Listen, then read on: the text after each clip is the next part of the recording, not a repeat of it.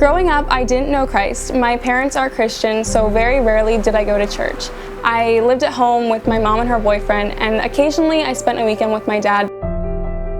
When I first moved to Lidditz, I met two now very close friends, and they introduced me to LEFC. I started going to youth group, and I really enjoyed it. It was a fun place to go.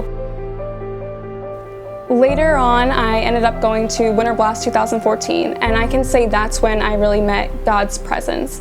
I remember I was so overwhelmed by something, but I didn't know what that something was at the time. I left Winter Blast with a major headache. The headache continued for months on months, and we didn't know why. They ended up taking me out of school the second half of my 8th grade year, and we still didn't know why these headaches were really happening, but they just determined it was concussion. So I spent 7 days a week, 24/7, lying on a couch. I didn't go to school. I didn't see my friends. I turned to self-harm as a method for releasing that pain. I didn't feel like I could go to a friend. I didn't want to reach out to a counselor. I didn't find worth in my life to try to fix it. And going into my freshman year, self-harm really became my go-to outlet. Suicide and suicidal tendencies were a major issue for me. I remember not finding worth in my life.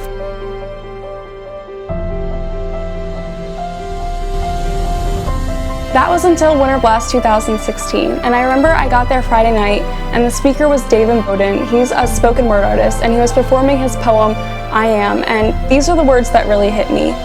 Before that sadness that gripped your mind led you to darkness and thoughts of suicide.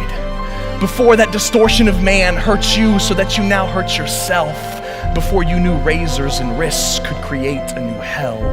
Before those wounds turned to scars and those scars became a way of life. I am the light.